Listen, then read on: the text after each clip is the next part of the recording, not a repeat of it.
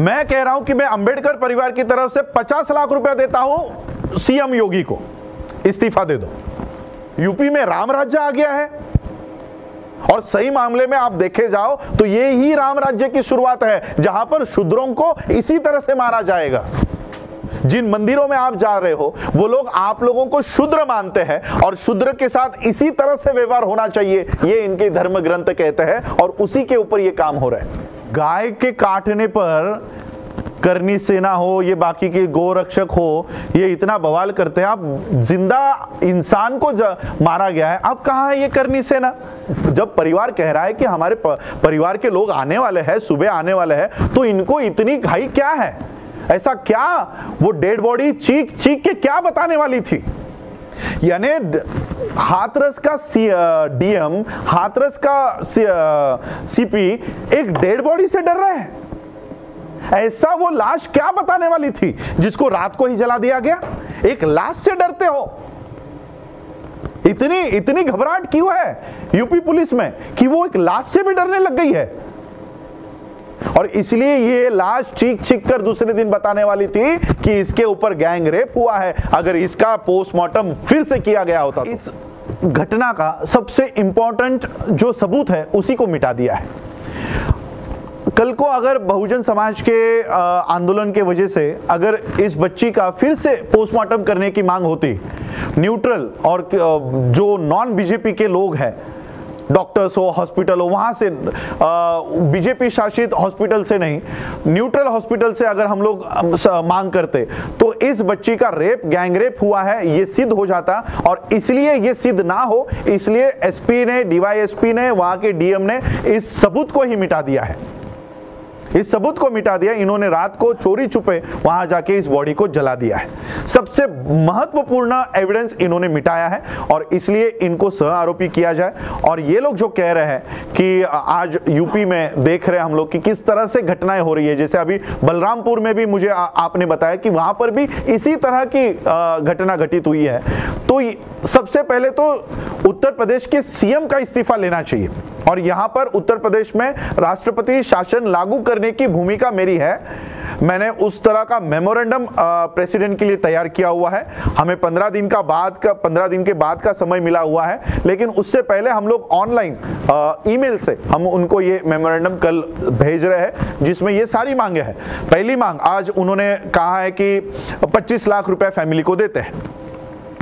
मैं कह रहा हूं कि मैं अंबेडकर परिवार की तरफ से 50 लाख रुपया देता हूं सीएम योगी को, इस्तीफा दे दो।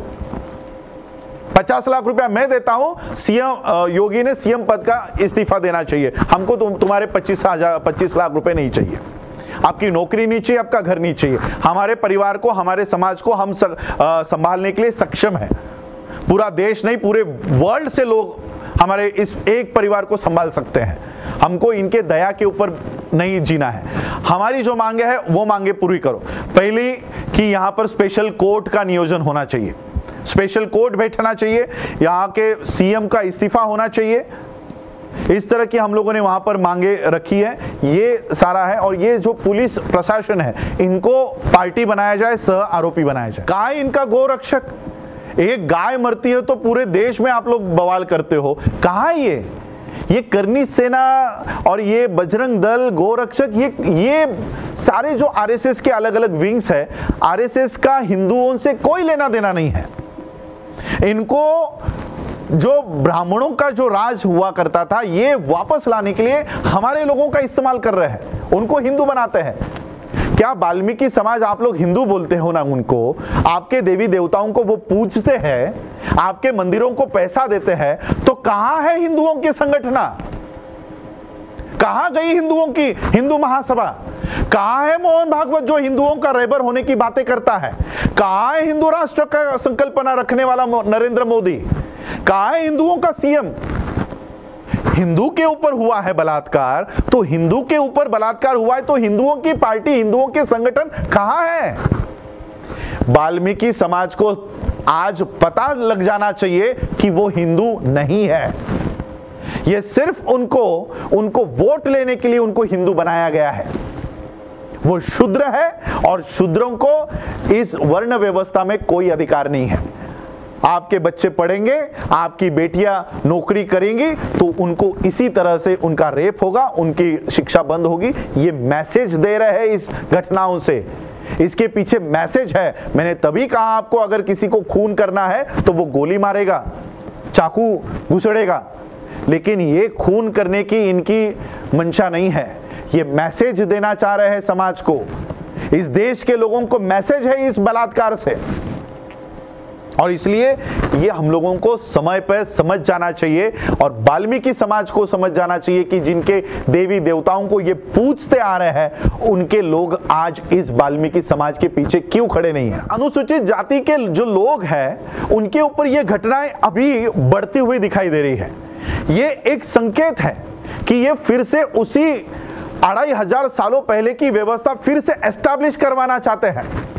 कोई अगर शेड्यूल कास्ट का या शूद्र जिनको कहा गया था इनके मनुस्मृति के कानून में, अगर उन शूद्रों में से अगर कोई पढ़ लिख जाए, कोई अगर अच्छा जीवन व्यतीत करने लगे, तो ये उनको इसी तरह से मारने का कानून उस किताब में लिखा हुआ है। तो ये उसी को रिवाइव कर रहे हैं।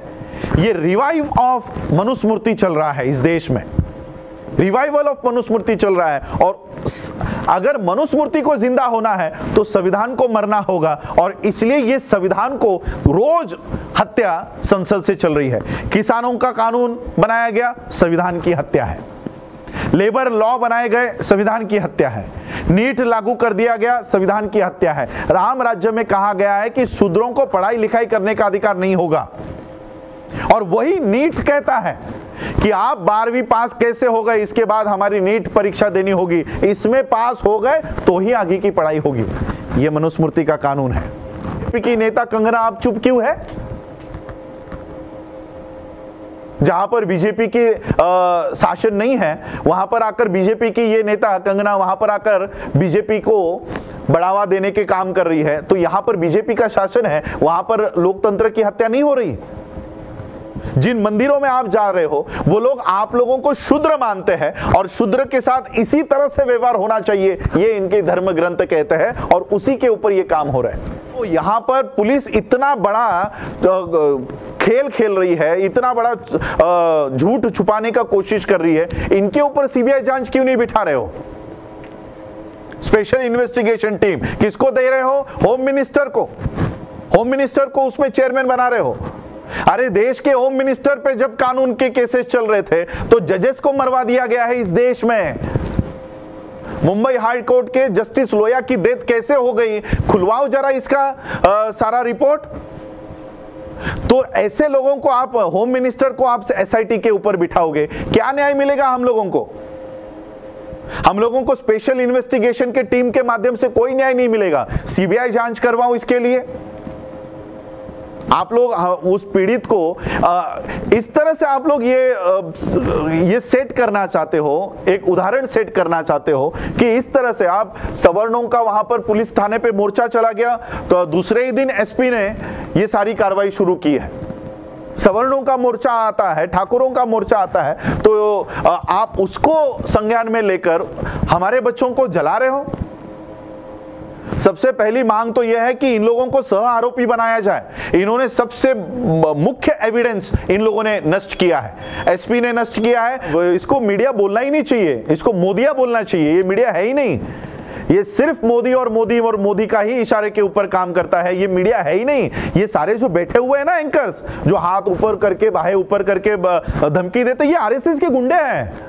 जैसे आपके यहाँ पर जेएनयू का मामला चल रहा था तो पुलिस की वर्दी में आरएसएस के लोग घूम रहे थे, वैसे ही आरएसएस के लोग अब पत्रकार की वर्दी में घूम रहे हैं। ये आरएसएस के पेड वर्कर्स हैं। वो आप वो संजीव क्या नाम है चौधरी को ले लो, वो अर्नब को ले लो, ये सारे आरएसएस के पेड वर्कर्स हैं। ये पत्रकार नहीं है, इन्होंने कोई पत्रकारिता की नहीं है, इन्होंने चाटुकारिता की हुई है।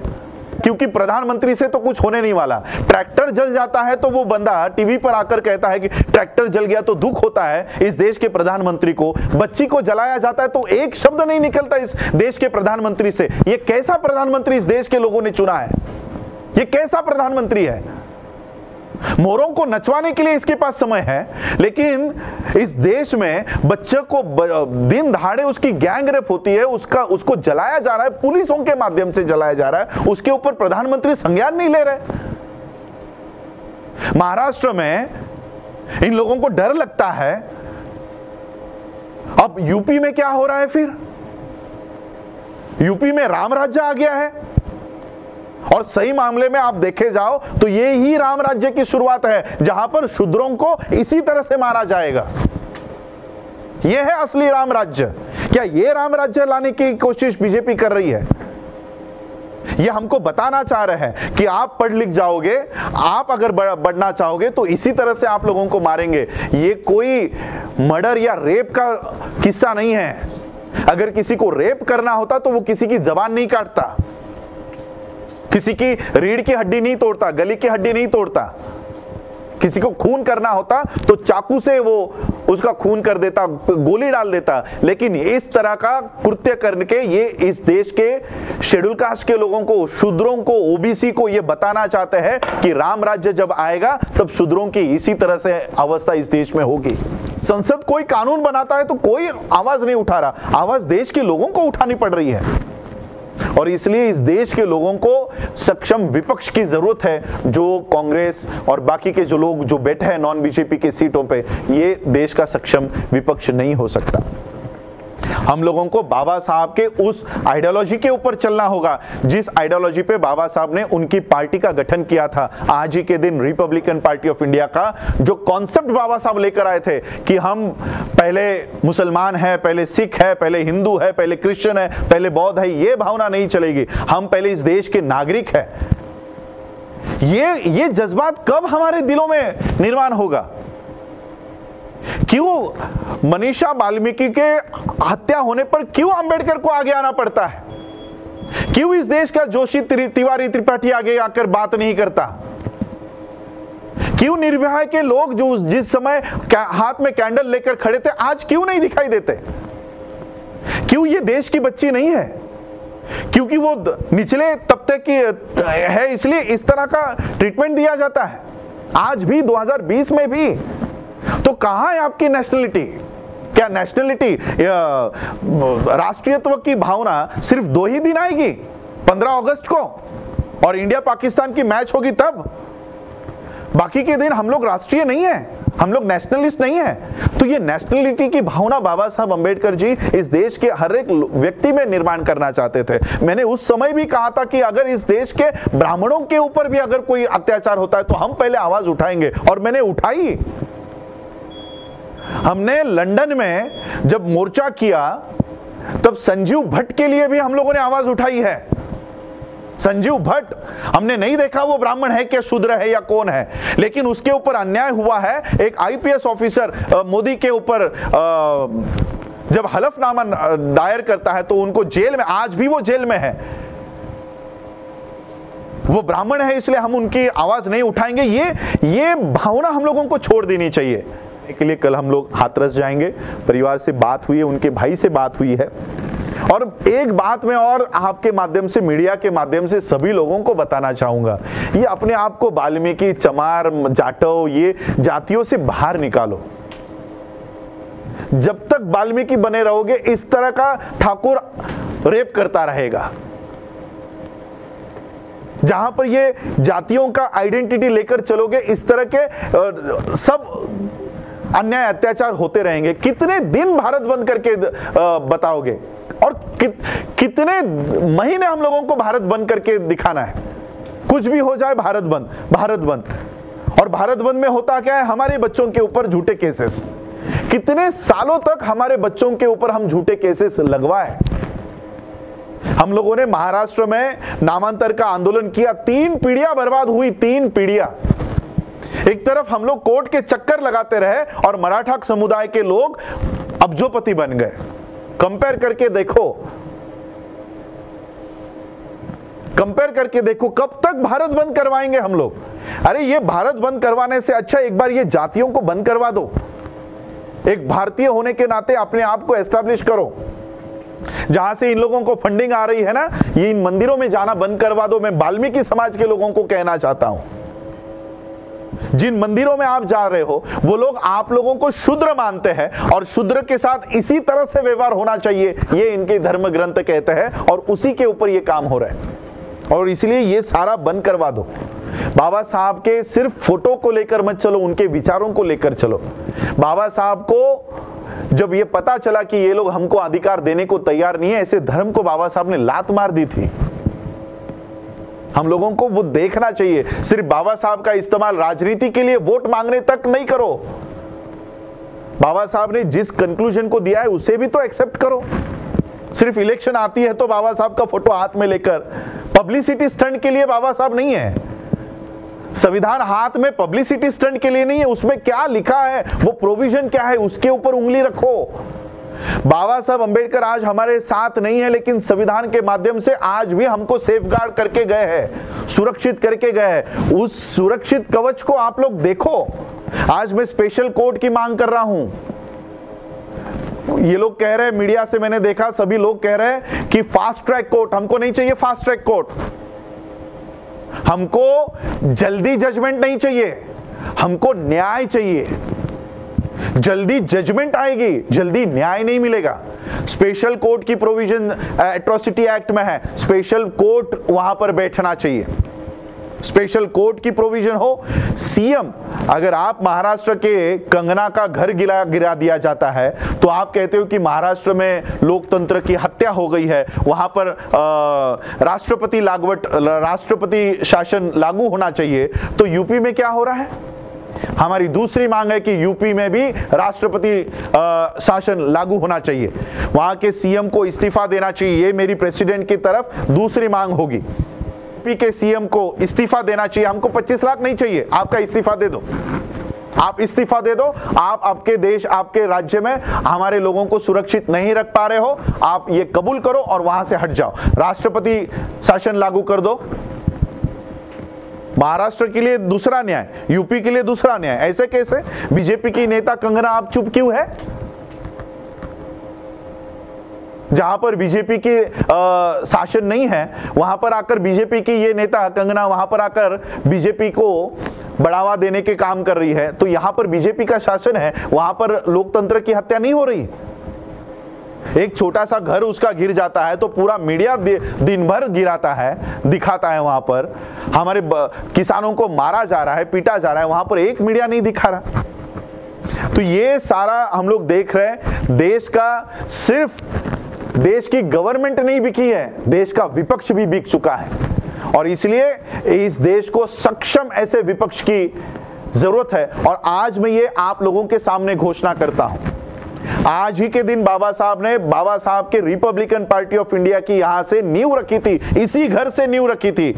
ये हम लोग इलेक्शन नहीं लड़वाएंगे, लेकिन बाबा साहब के इस आरपीआई को हम फिर से जिंदा करेंगे। और जो विपक्ष बाबा साहब का काम करना चाहता था विदाउट एनी पॉलिटिकल इंटरफेरेंस, हम वो विपक्ष का काम करेंगे। नेक्स्ट मंथ में हमने एडवोकेट फैजल से बात की है, प्रधानमंत्री के खिलाफ, अमित शाह के खिलाफ, योगी के खिलाफ मुंबई हाई कोर्ट में हम लोग इसी आरपीआई के माध्यम से या जो कोई भी संगठन हो, इस माध्यम से इन लोगों के खिलाफ हम लोग हाई कोर्ट में याचिका दायर कर रहे हैं, जिसमें ऑलरेडी नोटिस इशू हो चुकी है। दुबई की हमारी एक यूएई की लेडी ने ये ऑलरेडी इशू हो चुकी है, उसमें हम इंटरवीन करके इंडिया से भी ये केस हम लोग उठा रहे हैं।